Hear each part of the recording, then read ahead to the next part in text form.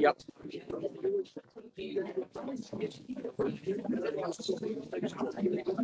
Okay. And that'll go away, and you should be able to click through it after you're introduced.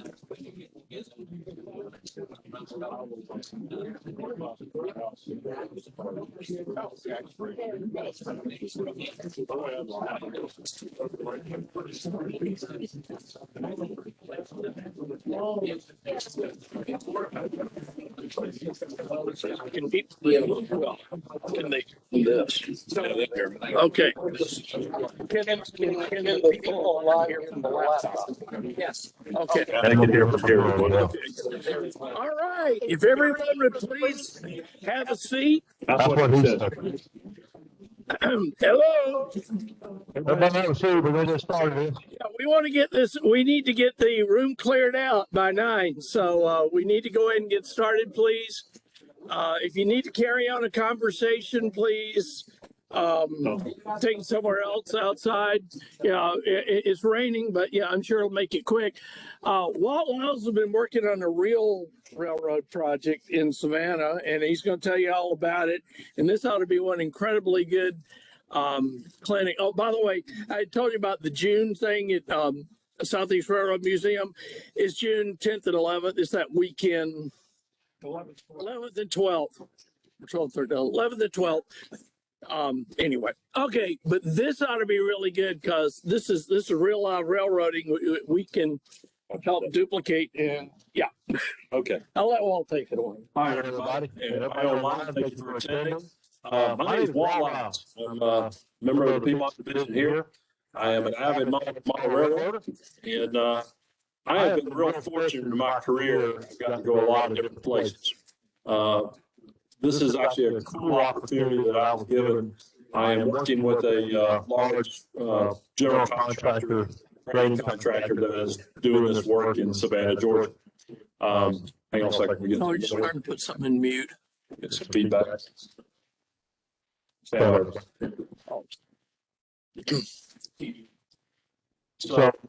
just so y'all know who I am, I've been in the construction industry for almost 36 years with surveying equipment, lasers, GPS. That is my specialty, and that's my background. I'm actually co-owner of a company called Terrain Technology here in Atlanta, Georgia. We build GPS models for the big heavy equipment that do the grading contracts for lots of construction sites. So one of the opportunities was this contractor was looking for somebody to build the GPS models for this job. This is not your everyday job. This is a huge project. And so we're going to talk about it today. I'm going to talk to you about some of the construction and how this yard is being built and go through a lot of the details of it. The photo you're seeing right there is actually a CSX train coming out of Savannah Yard in Savannah, Georgia. And the one little piece of detail I'm going to share with you is I'm a native of Savannah, Georgia. I love chasing trains down to Savannah when I have the opportunity, but I also am fascinated by this project and have been heavily involved in it about 6 months into it. So let me move on here.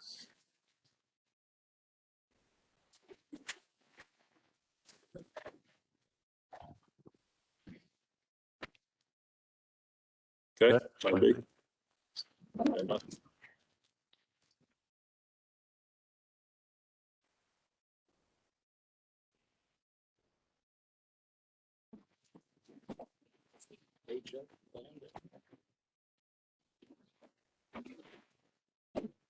All right, we're all else fast.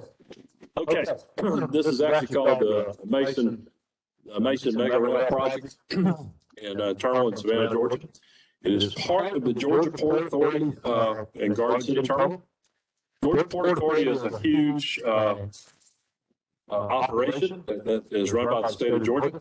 It has its own governing board, but they have made some huge investments in how the transportation business goes in the state of Georgia.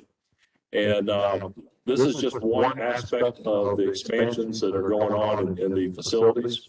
If you're not familiar with it, the Georgia Port Authority runs the port out of Brunswick, the port of Savannah, the Appalachian Port up in Chatham. And so there's a lot of activity in our state that's occurring. So this project consisted as a 4-year project. It started in 2018. It's to end in 2022. It is not done. It is still under construction. I am still heavily involved in it, doing stuff. Actually, just worked on it last week some, and so it's actually still currently under construction. One of the goals was they were taking it from an 8-track yard to 18 tracks. That was one of the biggest steps they had to do first. It's an 85-acre new rail intermodal yard. It's the largest in North America that's built. It's 97,000 feet of new rail. And I've had to keep up with where direction every piece of that rail goes. On grade. They can run 6 trains simultaneously, 10,000-foot long trains through this system right here. It's phenomenal. They doubled the Port of Savannah rail lift capacity to 1 million containers per year. That was a huge increase. I think they're up about, I think it's 30% in the volume that they're doing now. And they want to expand their service to Atlanta, Memphis, Rome, Charlotte, Huntsville, Columbus, and Cincinnati, Ohio, Nashville, Chicago, and St. Louis. That is where the trains, when they leave out of there, that's where they go. As you probably noticed, when they come to Atlanta, then they go all different directions. So that's just how the system works here. You know? And if you got questions, don't be afraid to ask. I'll be glad to try to answer your questions as well. Yes, Doug. Well, is the rail welded or jointed? This is mostly welded rail. Except for when we get into the yard tracks. Yeah. Yes, sir. Gonna take trucks off 285? But it does actually does take much off because they go. Okay, I know this drawing kind of looks a little small at first, but I'm going to try to explain this to you a little bit. The upper part of the image, this is actually a set of the plans. To give you some idea how large of a project this actually is, when I first was handed the set of plans, and I got an electronic set of plans. And let me tell you something, I've had to read through every page of the plans. This is not something I can skip a page or something like that. There's over close to 1,300 pages of drawings that I've had to review and look at. I'm constantly going back and looking at, not including revisions. So this is a magnitude of a project that's it's not something you get into every day. And I still keep up our regular business as well. So it is a very, very huge project. But what you're looking at, I know I'll be off camera for a minute. But for some of these people, they can see this at the very top. This is what they call the East Bundle and West Bundle. There are 9 tracks over here with trains, and there are 9 tracks over there. Each one of those tracks is long, and services through that train. That train drops it down to the bogies. It actually turns. It comes off the trailer. It's this way, and then it picks it up, and it turns 90 degrees and drops it onto the train. So that's what you're seeing up there. And my job is responsible for everything on the top side, as well as the underside of the drainage for the whole facility and operations. I've had to build electronic file through this stuff. So what you're looking at here is that's the first 7 9 tracks. This is the second 7 9 tracks, and the trailer goes here, and the track goes through here, running through the yard. So it's an enormous amount of traffic. Each one of those little double lines is where the trailer goes. So that gives you some idea how many trailers are involved here.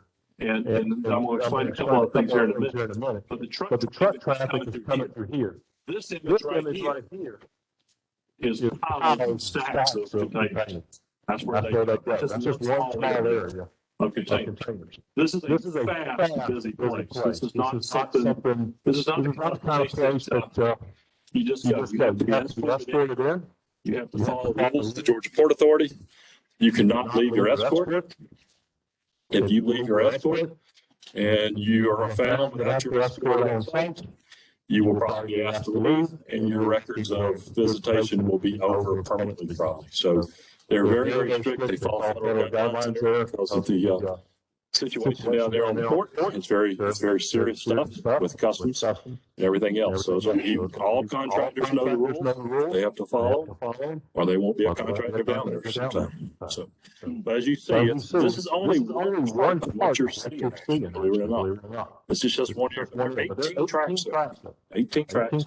They're close to over 5,000 feet long.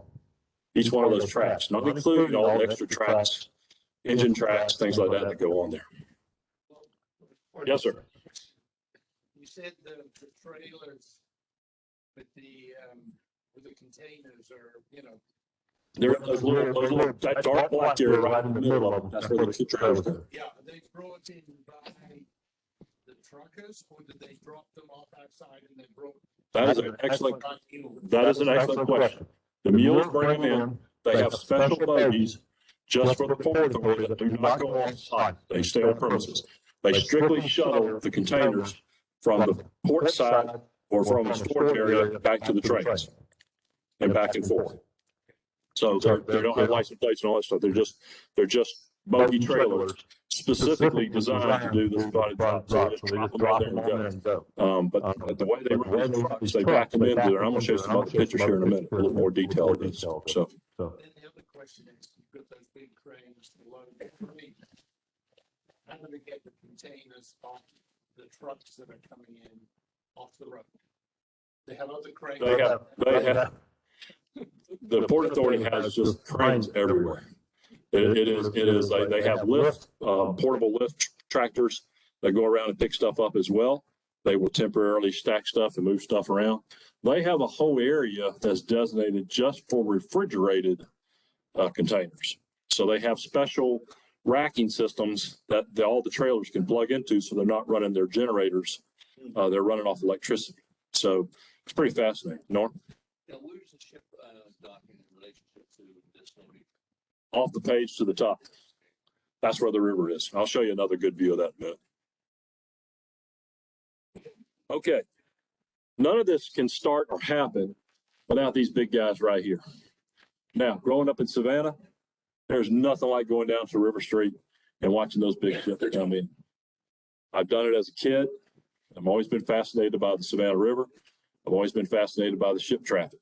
That is just one container. That's actually one of the smaller container ships coming up the river there. And but that is an evergreen ship, and it's kind of fascinating seeing this. As you can see, there's a ton of containers on these things. There's thousands of containers that these things can carry. So when you look at that ship, that's a lot of goods coming into the port right there, one ship. Thousands of containers. Now, let's stop and do the numbers real quick. If you take a 5,000 something foot, 5,280 foot train, that's basically 52 cars carrying 2 containers per car. Okay. That's how many containers you have. You have about what are we looking at? Close to 200 containers on a train, one train, if it's just a mile long.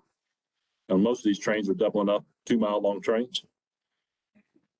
Now we're talking thousands of containers on a ship. So now you're starting to get the idea of how many trains you got to move just to unload one ship. When you're talking about 4,000 containers or 3,000 containers, it takes a lot of train movement to get these containers back in the yard, back on the trains, and back on the ships and everything. It's just a constant rat race down there.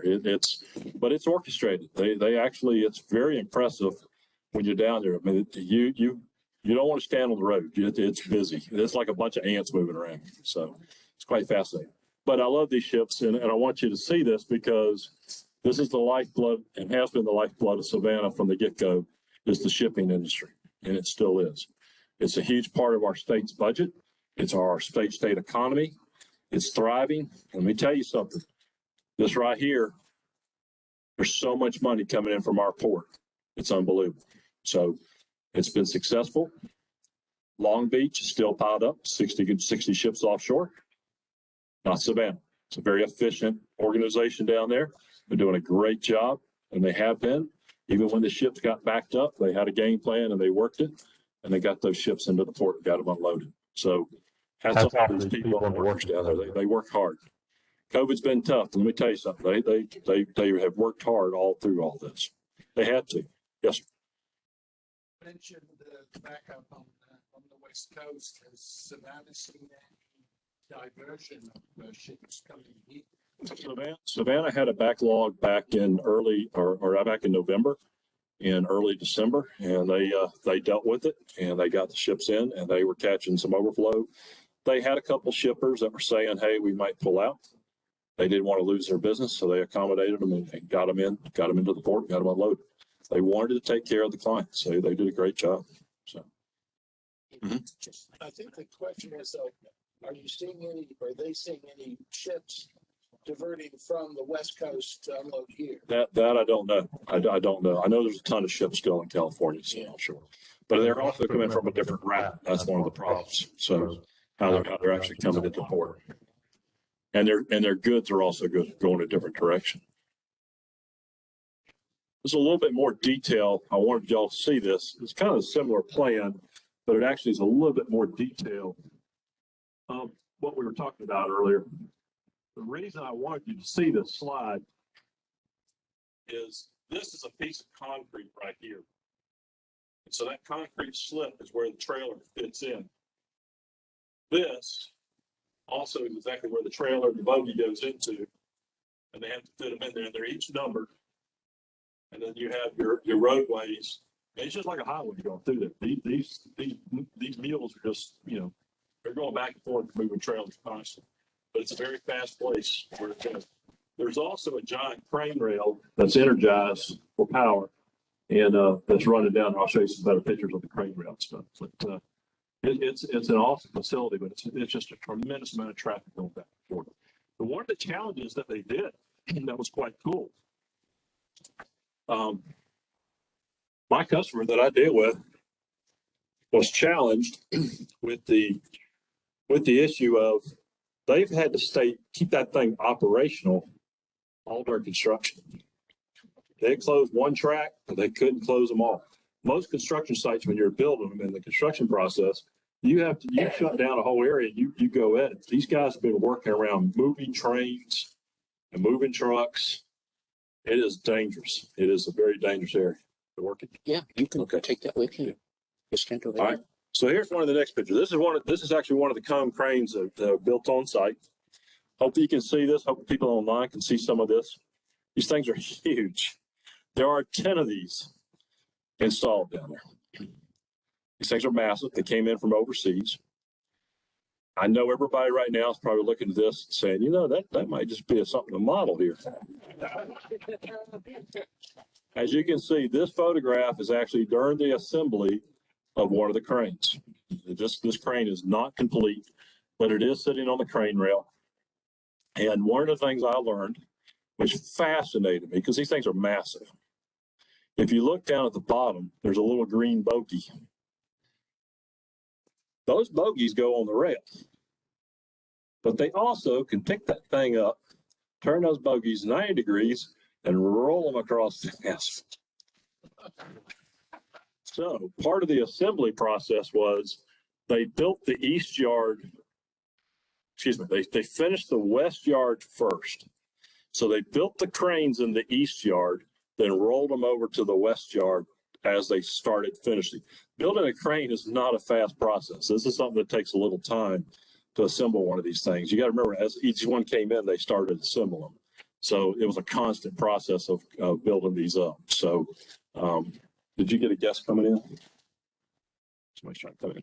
So, but this is one of the processes you're looking at. You'll see they have the numbers up on the cranes. And I'm going to show you the next slide, because the next slide really fascinates me. If you are interested in modeling such a character, I think it's pretty cool. This next slide is a little more detail, and I know y'all are sitting back from this to see some of this. But if you're going to model this, it's actually not that complicated if you use styrene and something with maybe some brass to reinforce it a little bit.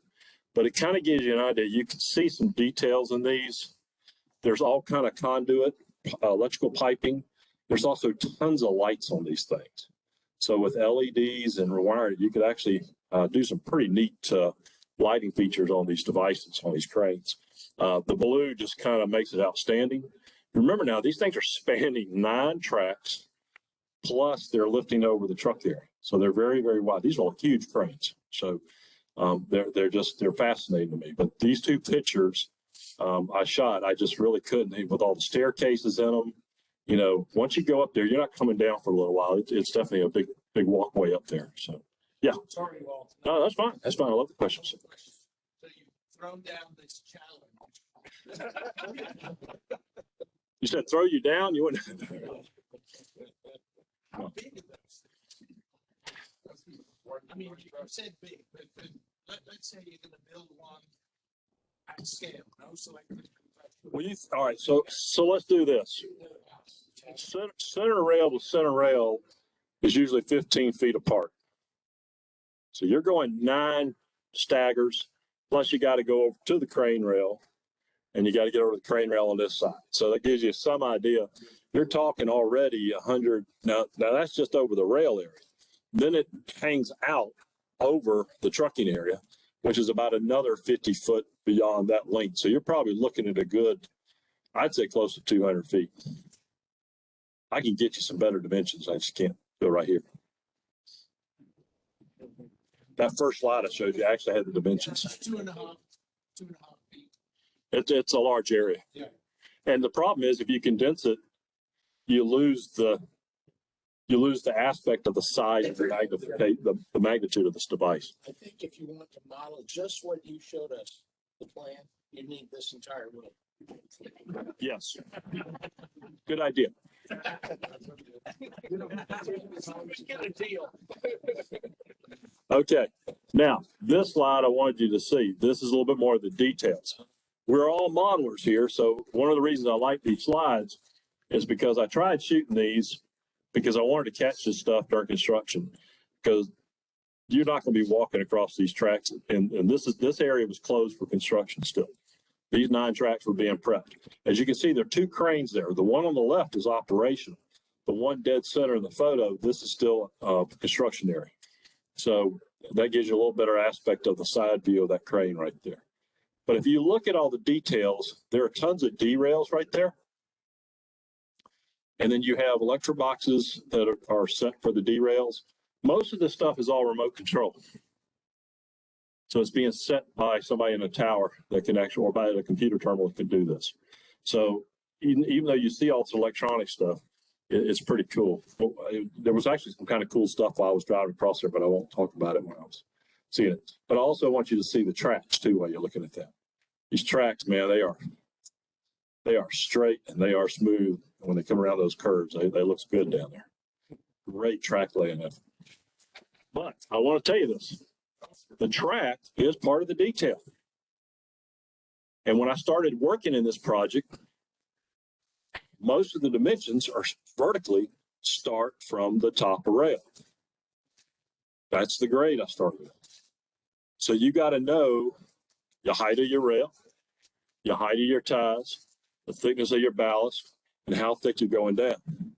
I'll show you a slide here in a minute because it shows you how complicated this was. Try to put all this information together.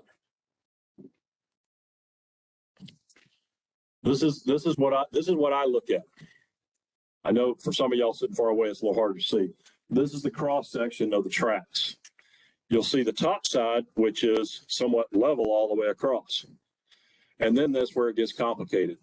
There are high points, low points, high points, low points, high points, low points, all the way through there, pushing drainage. That's just one side of it. Then it's got the vertical profile going down the length of it. And let's throw another factor into the whole equation. Savannah is on water level. So now we get into negative grades. Most of our softwares that we engineer with allow you to ignore 0. Not in this job. 0 is a real number.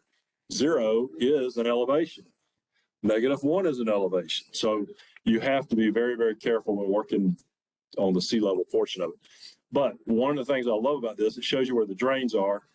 It tells you the percentage, and this is where everything I did is based on top of rail, down top of rail to a certain elevation, down to get to it. And the thing that I had discovered, not immediately, it was not told to me. I didn't catch it in the plans because I wasn't aware of them. In this drawing, it shows a tie. And guess what? It's not concrete and it's not wood. And so with that, created a new dimension for me that I've never seen before. So I had to look it up. And so I also figured this out when the first time I went down there to see what I was getting into. They drove me around an area where they were stockpiling the equipment and supplies. And I asked the guy, I said, what's all that? Because those are the ties. And I'm looking at this pile of stuff. I said, oh, those aren't any ties I've ever seen before. So I was introduced to metal ties.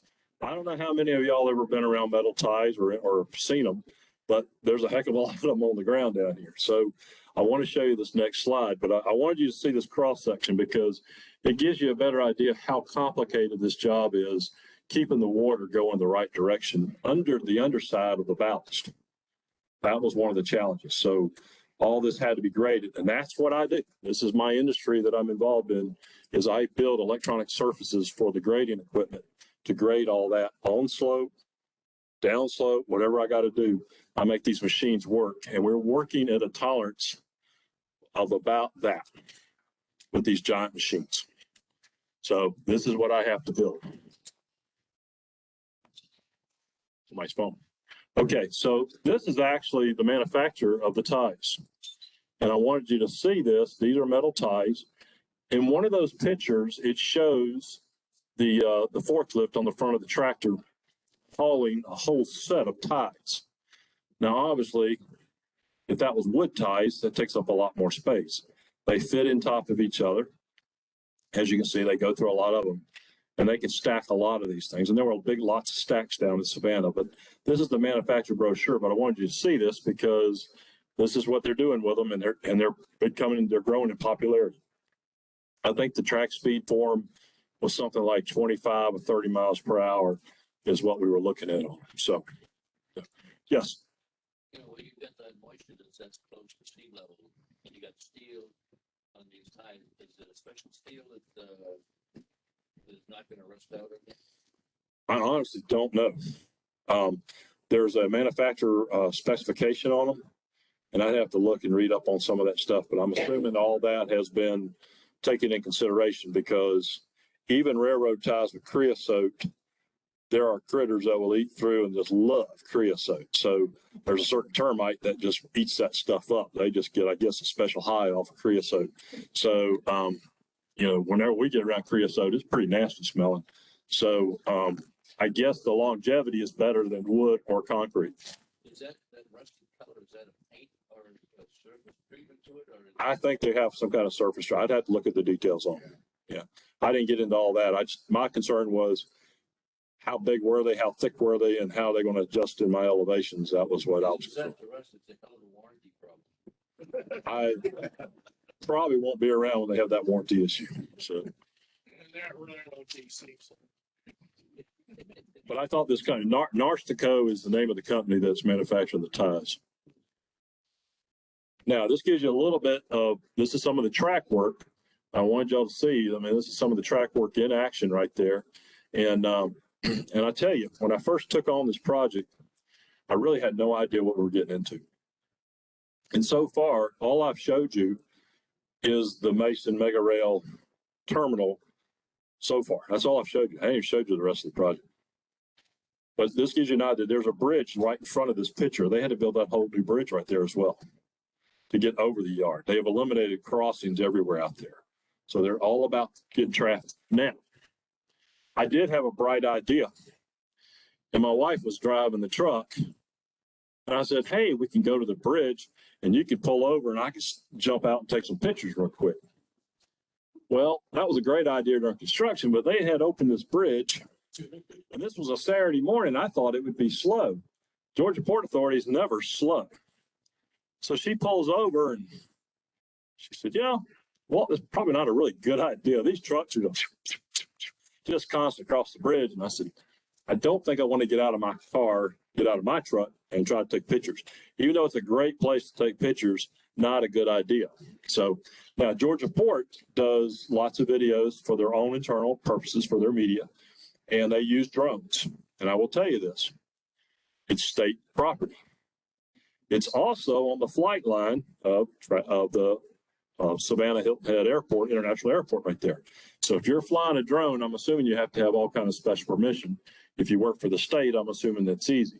If one of us was to go out there and fly a drone, I would not expect you to be standing here talking to us. You would probably be arrested. So there's lots of rules and regulations. And when you're that close to an airport and a military base and you're on state property, I don't think flying a drone would be a wise idea. So I would think you would definitely catch ramifications from that. Here's a long selfie stick. Long selfie, but it is dangerous to get up on that overpass. I will tell you that. Those are any sidewalks. Huh? There are no sidewalks on that bridge, are there? No, sir. No, it's pretty much no man's land up there. They come flying by. Let me tell you something. It's a lot of truck traffic. Okay, so here's a little bit better views of the cranes. A little bit better view of the yard. As you can see, the construction process. There's asphalt. Now, keep in mind, all this asphalt has to come up to the same grade as the top of the rail. Everything has to be smooth for these trucks. This is not where the trucks slow down and dun, dun, dun, dun, dun. They don't do that. They just keep on going. So the whole thing is about speed and keeping things moving at the Port Authority. So this operation requires that all this asphalt be at the same elevation as top of rail. And all those numbers are what I do. And so we started figuring out we had a couple issues about a year ago matching up some existing asphalt. And so we started having to reshoot some stuff and start matching up the grades to make sure.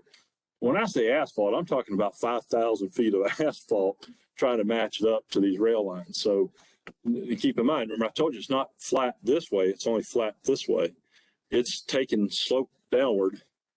And so all that has to be correct in making those numbers work. But this gives you an idea right here. You're seeing a couple cranes in the view right here and how it's being constructed. This is probably one of the better pictures of the cranes, one of the closer ones I got into them. As you see, there's the tracks right there. You can actually see if I can show you in this picture. You can actually see crane rail here. There's the crane rail right over here. This is kind of the end of the, as it comes into the end of it right there. Of course, there's power being generated through all that. But you can see straight down to the other end. That's that, as you see, that's two cranes here. There's 1, 2, 3. I think there was a fourth one over here already. So there were 4 cranes. This side is operational right here at that time. They had already opened that side while this one was being finished out. So things were moving pretty quick in there. But I want you to see a couple things I'm going to get into here now. All these boxes, blue flags, derails, all those little details that are important when you're building something. Right here, see that little signal tower? Couldn't get a good picture of it. If I'd have got up on the bridge, I'd have a great picture of it. But that signal tower tells the crane operator what track, what car to put the containers in. So the crane operator is looking at those signals. And remember, there's 10 cranes. There's 5 in each 9-track yard. So these guys are moving and buzzing right along. Very, very fast-paced operation. But safety, they're being careful. Well, yes, sir. question if I may. Mm-hmm. Been a lot of derails. I mean, I imagine that's the safety thing, you know, if the train stops rolling. They don't want it to get past the foul point or block the crossing. So with the tracks being so close, with it being so busy, I'm surprised they use derails rather than some kind of braking system like they used to have in hump yards, where they could just stop the train from moving backward. I know there's a reason why they did everything. A lot of it has to do with the way the slope is out there too. Now, when I say a slope, it's not a lot of slope. It's like a tenth here. You know, you're only talking about this, but in a rail car, it'll start rolling. It'll go. It don't take much for a good roll car. You get a car rolling if it's got good wheels and good bearings on it and all that. It'll take off rolling. So there's not a lot of slope, but it does have some slope out there. So this picture here, you can see the giant light poles. That's also another modeling aspect that I think people would want to model. And the next slide, I've got another slide coming here in a minute. I've got actually a detailed drawing of how they manufacture or how you can build those light poles. So if you're interested in scratch building really tall, high voltage power, you can put some of these in action on your layout. Now this place is lit up like daylight when you're out there. So this is a busy operation. So, but that west side yard, I mean, they really did, they hustled to get it open. It was impressive to see the process and how it goes. Now, one of the other things too is right here, you see that grate, that's one of the drains right there. And that's something else you could put into your modeling, into your yards if you wanted to. You could also put something like that in there. Let's go next slide. Now, this is actually in motion. As you're seeing, they're going to lift a 20-foot container. So you're looking at the number 2 crane. If you'll watch it, there's actually construction workers and equipment moving around, but they're actually going to lift the 20-foot container. Now remember, it's coming in perpendicular to the trains. And as it slides across, they're going to make that motion to actually turn it as they get ready to go load it onto the train car. And you can see the signal tower right there, not far from him as well. And he's moving. As you can see, there's trucks moving around. He's already turned it. He's getting ready to drop it in there. And you'll see another yard dog coming up with another, pull it out of there. And you'll see those kind of lime glow trailers all sitting around. Those are the trailers they use on the site of the facility there. So we're talking about the container. This is kind of looking straight away at it. Lights, signals, bogies, cranes. There's a lot of action going on. Yes, sir. Another question. Yeah. I'm coming to your house when you get this thing built. The train puts the container down on the train. They move the train, the next container, or does another? No, all the cranes are moving up and down the line until they get the trains either loaded or unloaded. Yeah. Train basically. The whole length of those truck area for unloading. The trailers don't stay there long, but they leave enough bogies where if the trucks aren't there in time, they can load them out and not slow down that crane. Those cranes have an expectation of so many lifts per hour that they need to get done to keep everything in motion is basically what you're looking at. But I think that seeing the lights, the signals for the crane operators, the cranes in motion, all this animation is kind of what we're about modeling. And that's one of the things that catches my eye when I look at this whole process. And that's what this is. This is not just one thing happening. It's so many things in motion at one time. Are those cranes all on the same rail system? So you got 9 cranes that are operating on They are working on the same. They have a dead end stop at each end. They are moving up and down the same line. They could bump into each other. Yeah.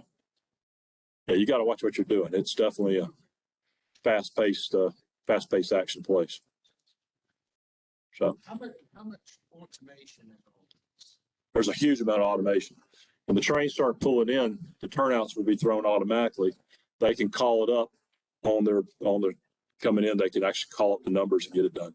So it's quite impressive when they come in. There's very few people on the ground. That's kind of the challenge that they're doing, other than the uncoupled locomotives. The whole thing is to try to keep people off the ground. Everything is trucks and train moving and crane moving.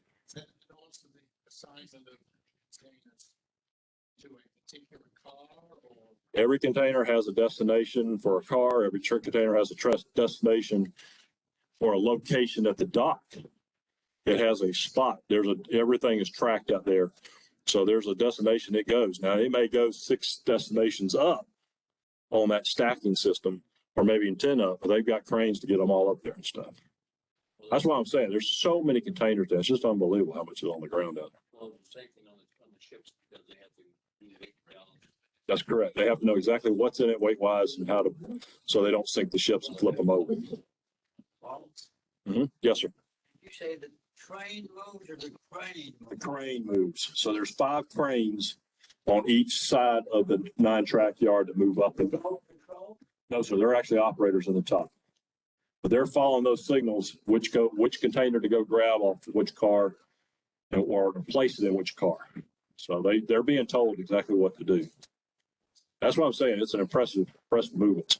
Now, these drawings here are actually showing you in the upper right-hand corner. This is what kind of fascinating. So from a modeling world, if you wanted dimensions, it shows the dimensions of the bracket each light, where it goes into, how it fits in there, how far it's supposed to be from the fence. And all this became critical.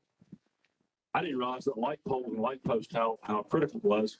But when you're dealing with this many lights and high voltage, and you're dealing with property lines and fences, and you're dealing with U.S. Customs, everything has to be in a certain location. So one of the tricks was when you're just drawing lines, it doesn't look like a lot. But you got to allow for the foundation and the footers and everything else in these tall light poles. So all this has to be measured and measured correctly to be in the exact location on these yards. So How far down does that footing go? it's deep. That's a tall light. It's ready for a hurricane. Yeah. Is there a problem with the water level in Savannah? Yeah, there is. It's a lot of it. Yeah, it does. The water table changes down. You're on it. You're on the water table. Yeah, you definitely have But to. you still have to go pretty far deep. Yes, you do have to go deep and get stabilization. You got to dig out the muck too. Got to get rid of it. Did you have to bring in dirt when they first started? They moved in some dirt. There is borrowed dirt in there. They were able to use a lot of the balancing features of dirt moving, trying to flip dirt from one end.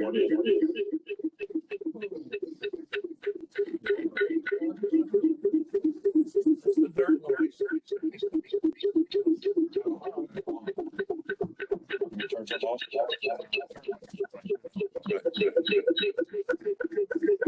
Okay. Yes. So the yard opened in phases. You heard me talking about that earlier. This is a picture of actual one of the trains in the position, getting ready to get unloaded. I was able to take a shot of this very quickly. And I'm in a truck the whole time. I'm not on the ground. I'm not allowed to get out of the truck and look around stuff. This is not something. I just sat in the truck and did this. But I was able to take some quick pictures as we moved around. But you can kind of see, this may give you a little bit better perspective of what the cranes look like in perspective to the trains right here. I mean, I know most of you have seen container stack trains. These are 40-foot containers or 20-foot containers. That's what they're used for offshore purposes. These containers are not the 53-footers like you see a lot of times come through here. Those are domestic containers. These are for ship loading, so they're either going to be 40 or 20-foot trailers that they use. Now, I talked about this a few minutes ago. There's another yard as you come out of the south end of the main big yard, 18-track yard. All the tracks start to converge, and they come down, and they had a giant canal right there. Talking about mud and everything else. It became a huge problem, especially when it rained. And so they had to get all that cleaned out, straightened out, and it runs parallel to the canal. Now, there was no tracks there before. It was all cleaned out. And there's a whole series of tracks that runs from that yard going through this transition yard back to another new yard I'm going to show you here in a minute. So there's a lot of activity. And this is where the trains kind of make it. And I'll show it I have a video here and one of my later slides I want to show you that the Georgia Port did on YouTube. And I'm going to share that with you here in a minute as well. But this train right here is actually coming around that curve and coming out of the one yard going to the next one right there. 40-foot containers. The section in the middle between the two verticals is a 40, and the rest of it is 353. Can be, but those are actually 40-foot containers. Yeah, all those are 40-footers. These are all seagoing. Now, this area here that I'm showing you is called Chatham Yard. It's the old yard. And I haven't talked much about it, but there's actually a railroad that services the Georgia Port Authority called the Savannah Rail Terminal of the G&W Railroad. Okay. So they were contracted back in 2021. They are now allowed to switch this mega yard, and they'll be servicing it. The picture I'm showing you right here is an area looking through the Chatham Yard that basically is being demolished. And all that will be new tracks as well. And that's an area that I'm currently working on files for right now for them to get all that so they can build that. They've done all the demolition. It's on schedule. It's also one of the things, I'm going to show you another picture here. Let me see something. I wanted to see if it's in this photo. It's in the next photo. Let me go to the next one. Now, you asked about cranes. You're starting to get a little better feel for cranes. You'll see in this picture, this is also looking down through Chatham Yard. this whole paved area is going to be tracks. Those 3 lift cranes right there that are currently being used, they're gone. They put them somewhere else on the Georgia Port Authority. That's one of the orange engines there. That's an old switch engine that they use. All that ditch work has to be done. But there's lots of trains moving around this whole place. There used to be what they actually called the Georgia Port Authority Savannah State Docks Railroad. And then I think it was 1991. I think they've been doing it 25 years down there. I think it's what they've been doing it. And they started doing the yard work and everything down there. But those 3 cranes had to be rolled. They're not disassembled. They're actually rolled out of that yard. So there was a challenge. The challenge was, hey, Walt, we got to get these things out of here. You can't take them to the left because it ain't going that way. So I had to build a special little piece of land that was bridging between the canal over to the paved road and build it up for them and slope it and everything else. And they rolled these down the concrete and then rolled them across this little passageway that was probably about 150 foot long, but kept the ditch open and got them out to the main area so they could do that on a weekend without shutting down any of the port. So they actually took those cranes out and put them elsewhere on the property out there. So it's pretty cool. Pretty cool. Now, this slide here is a little hard to see, but this is Chatham Yard tying into the old yard, and this is going to be work. Now, this yard is a lot shorter than the big yard that we talked about. This is about 3,000 feet on the back 3, and about 2,300 on the front 3 tracks, and then there's another about 1,900 on the other 3 tracks in there. So it'll be 9 tracks in there as well. But they come across the canal. They had to build a new bridge across the canal. All this has to have drainage, all has to have sewage, all has to have electricity. So there's a lot of utility issues down there and everything else. The other thing that's kind of interesting in this whole process is that Norfolk Southern has a wraparound track. Norfolk Southern has a fence that keeps them off the property so they don't have to go through U.S. Customs. So they're on the outside of the port running parallel to a track around all this yardage. And so then they tie in and come back in, but they don't have, it's real interesting how they did this. But that fence keeps them separated so they don't have to worry about the U.S. Customs issues and things like that. So there's a point when they interchange and we'll pick it up. But the NS trains come straight in, and I'm going to show you some really cool stuff here in a minute, how the railroads interface with them. How many of y'all familiar with Savannah at all? Okay, so Savannah's a cool town. It's a great railroad town. A lot of railroad history and a ton of railroad tracks. Atlanta's kind of boring compared to Savannah when it comes to railroad stuff, to be honest with you. So, yes. So looking at Chatham Yard, you're looking at Chatham Yard right here in about the middle of the photograph. So Chatham Yard, when you come out the very bottom of it, this is where all the expansion's going. There's a lot of activity. You asked earlier, and you're looking at a Google Earth picture. So to the very right, far right corner, that's the Savannah River right there. So that's where the ships are. That's where all the unloading goes on. And that's the old part of the port, but they're modernizing all this. The port is huge. I can't even Google Earth it and get it into a frame for you. That's how big it is. So, but the Chatham Yard expansion is currently what they're working on right now. So I don't really have any pictures I can give you because it's not done. So, but I wanted you to see the footprint where it's going. Now, how trains flow to CSX yards. How many of y'all familiar with the Savannah Yard, which is formerly the Coastline Yard? Okay. All right. So that yard is the big original yard. That's where the old engine terminal used to be for the coastline and all that. That yard is pretty much a holding yard for most of the intermodal stuff coming from the port. So to get it out of there, they come out the bottom end of Chatham. Come out the bottom end of Chatham Yard. And they come over here and they run right through Garden City. And there's 3 tracks right here. They come onto that 3rd track and then they come into what they call Central, just before Central Junction. There's a turnout, and then they come back onto the main line of CSX right there. That's how the CSX trains are coming out. They are interchanged using the Savannah Terminal Railway. And they'll come out and they'll actually bring those trains straight over to Savannah Yard. So they're bringing those trains out the south end, interchanging, and then putting it in Savannah Yard, and then CSX couples up, hits on the main line, and goes out the yard. So that is that process on the south end, and it's how they keep the trains moving. And so the Savannah Terminal Railway only has jurisdiction in the Savannah State Docks, that track, and the next slide I'm getting ready to show you how they do it on the NS line. That is their jurisdiction of area.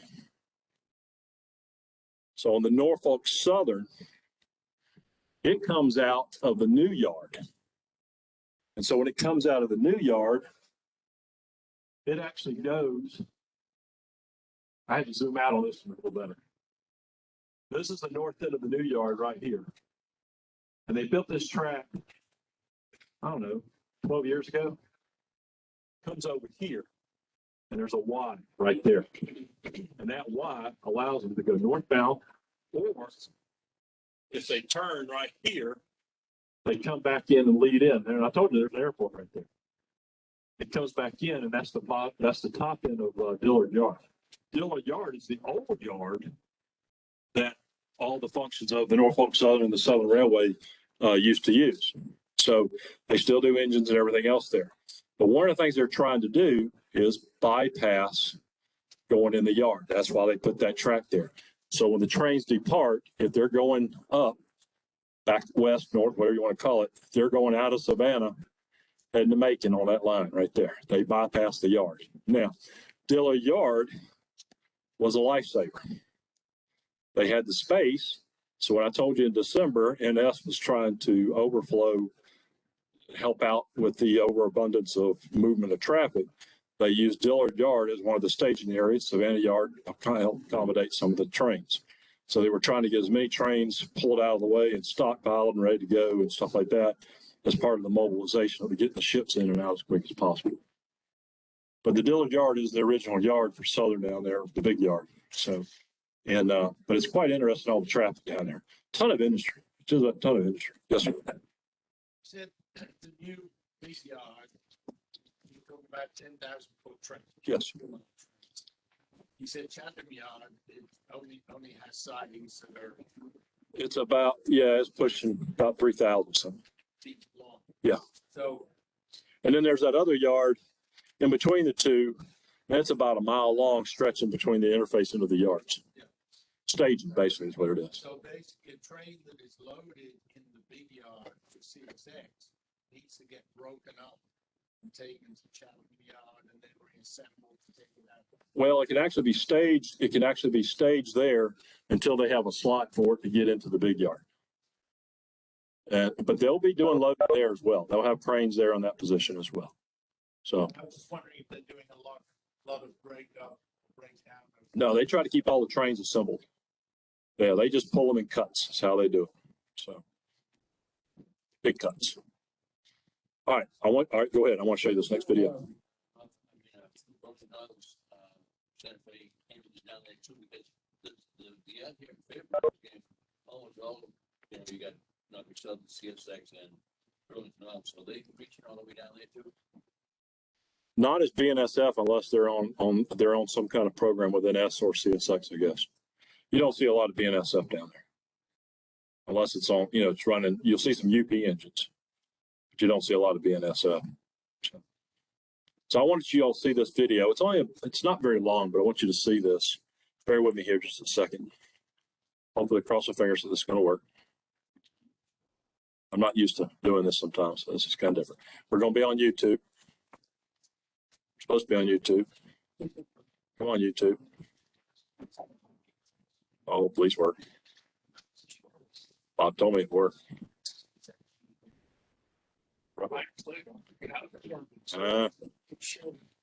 Bob, any good thoughts here? Bob? I clicked it. It should be going. There it goes. There it goes. Yeah. It may pop up an ad real quick, and I'll click on the ad here in just a second. Skip ad.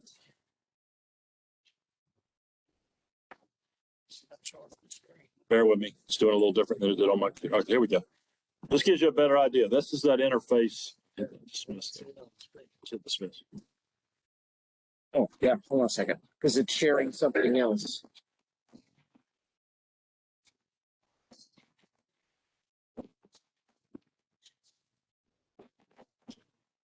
So we need to make a full screen. Let's take it to full screen. All right, there we go. Is it up there? No, it's not in your PowerPoint presentation. Hold on a second. Let me. I'll go away. Let's get.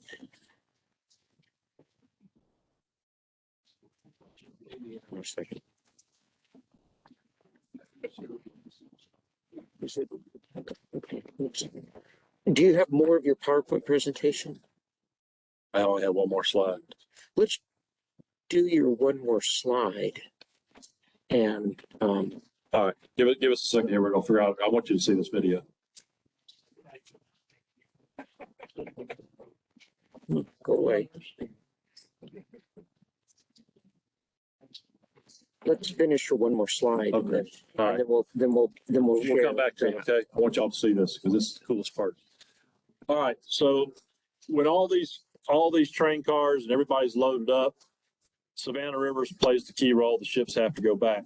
The reason I wanted you to see this ship, this is actually for somebody in our group. This is kind of a special slide. I don't know if he's watching or maybe the word will get back to him. If you look on there, there's some orange containers. They're called Hapag-Lloyd. That's for Tyler Gel, meaning he works for them. So I actually was down on Savannah River one day and I texted him and took a picture and sent it to him when one of the ships went by. And I said, hey, man, this one's for you. So, but that's the company he works for. And I want you to see it because this is the backside of the ship. And this shows you how wide it is, not including how far they stack up. And so this gives you a better idea how many containers are sitting on that deck top. So they're huge vessels, huge vessels. Is there more containers in Savannah coming out? The ratio is more coming in than being exported.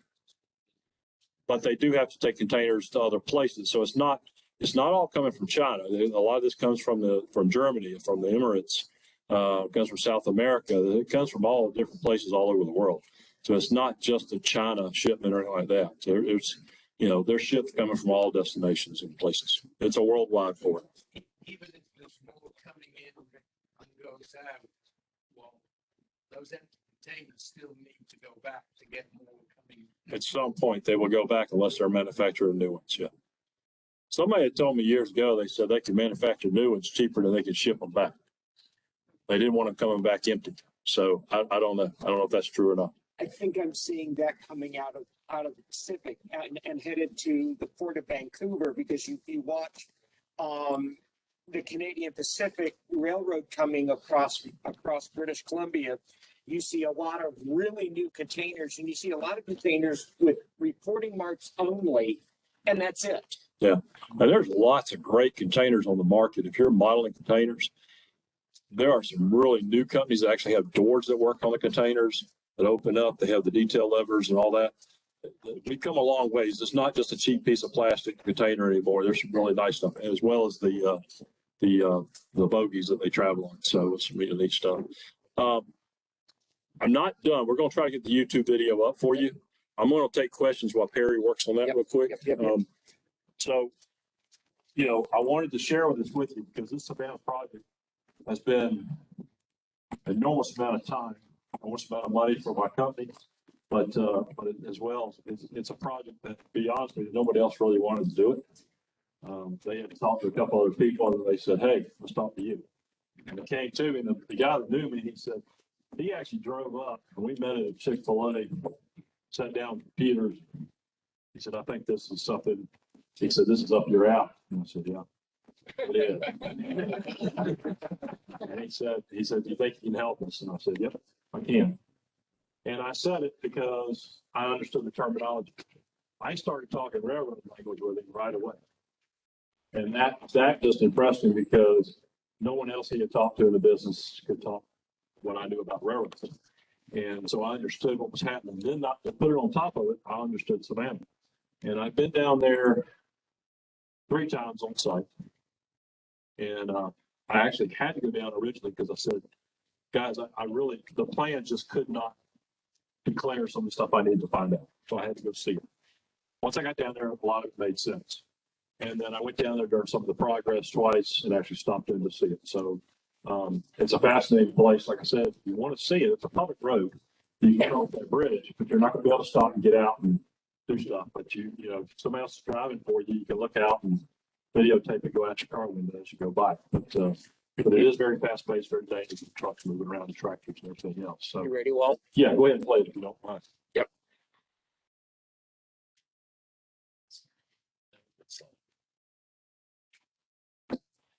And there should be center. Oh, Oh, is this not the one you were looking for? no, it's not the one. Mine should be dated February 21. You're at the website, at the YouTube channel. Let's go see. The GPA Mega Rail? Is this the Georgia Ports Authority? Let's go back to the Georgia Ports. Go to the one on the screen on the right. Cut and paste Go to the playlist. the slide. Mary, cut and paste the URL slide. Yep. That'll work. So, Yeah. you know, I wanted you to share with this to you tonight. You got some questions while you're doing that. Go ahead and ask the question, Doc. I'll see if I can answer it for you. Yes, sir. Walt, is this group interfacing with NS and the yard and stuff? Yes, Atlanta, it's all part of Atlanta, so it comes up to Inman or it goes over there, whatever they need to do. All these yards actually play a key role during this mobilization of getting ships into the port. So our yards, they actually have people in state for somewhere that's playing a staging role. Augusta, they were moving containers wherever they could get them out of the way. They had so many extra containers coming in. So it was fast paced. They used the Appalachian region yard up there as well. So they went all the way up to Chatham and some of this stuff. So yes, it was fascinating what they were able to do. So, you know, just always impressive to me how they do this stuff. It's an awesome project. There's a big controversy with digging the spent route with South Carolina, and from what I understood, South Carolina is going to get and obviously they have a green out of it too. Did that come up? Well, you're dealing with wetlands. You're also dealing with spillage over there. Hudson Island is actually where, when you dredge the river, you got to go somewhere. Well, that's where the stockpile is for the dredging. So it's also all low land over there. So that's why they call it low country. So yeah, it's quite fascinating. So they're going to do it, Perry? Yep. Here we I really go. wait till see this. I know, I don't even know what time it is. Maybe get later. I thought. It's not your thing. It's how it works. This is an awesome video that they did. Oh, thank you.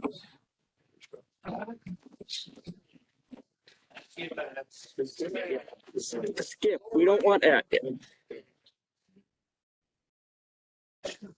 Boom. There we go. That's that yard I was telling you about. It's not even done in this picture. They only had 3 tracks in it. This was actually a pretty complicated yard. There's an overview on that bridge I was telling you about. There's those bogies. There's a container, comes up. Now he's going to twist it 90 degrees. Drop that sucker. This is my favorite part right here. This just gives you how large this place is. And it's not even done in this picture. That's the cool thing. There's a whole other yard right to the right of that. This is only when they had the west bundle done. But it gives you the view from the top and all that. I told you it was short. But man, that view right there. I can't give you anything better than that right there in that video. Do the containers typically come straight off the boat into the yard to go into the trains? Honestly, I'm not going to say yes. I mean, it all depends. I really don't know. The facility is so large. There's places where they can take it right off the ship. They can stockpile them up and then move them around. So it all depends on, I guess, the destinations and what the loads are and the priority of the loads. But stuff doesn't stay in one place long down there. It really is like an ant farm down there, the way it runs. So If you go back like last summer, it used to be you keep a container on site for 30 days. They moved it last summer to 14 days. This is interesting. 7 days, and they're trying to move it to 1 day. It was an extra container off site the same day. yeah. This is the interesting. Chicago run is huge. So I get I'll first thing quit because is we gotta way get out of here. scattered. This is interesting. I don't know which video this is, but this is what they're. Yeah, sorry, we gotta get out. So I X-ray machines. It's just a huge process. And the trucks pile up in lines. Don't get me wrong. They get security gates. There's lines of roads. But they got all this stuff to get these trucks in. But they added hundreds of new truckers in the area. They really have done a great job on this stuff, making all this happen in Georgia. So your state of Georgia should be commended for what they've done. They've done a great job. It's impressive facility, and it's going to be more impressive as it gets finished up and stuff like that. So, And they're keeping food on one seat. food on my table and lots of more. I can buy more trains. So that's the name of the game. But Doing a rough calculation, right? Earlier you said 200 containers on a train. something I wouldn't Let's say roughly 200. Yeah. Right? And you said, well, ship they have 3,000, 4,000 containers. let's say it's 3,000. Yeah. That's 150 trains just to empty that One ship. wow. Now, not all of them go on the train. Some of them go all. So, okay, so it'd be 75 2 months. But still 75. That's a lot of trucks rolling out the door too. So. Yeah. I hope you guys enjoyed this, ladies. I hope.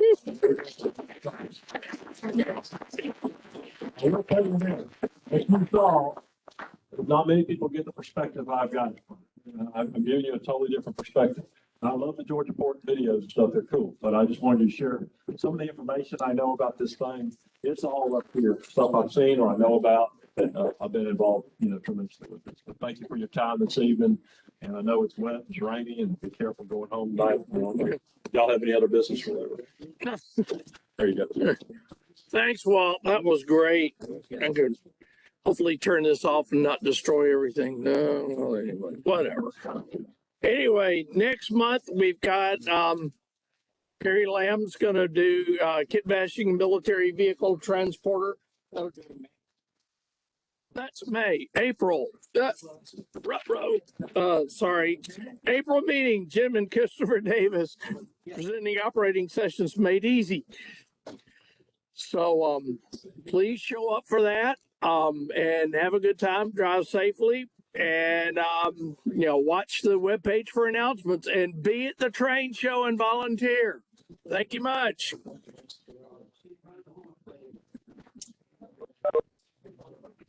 Sometime in the fall, I will volunteer if you're interested for a clinic.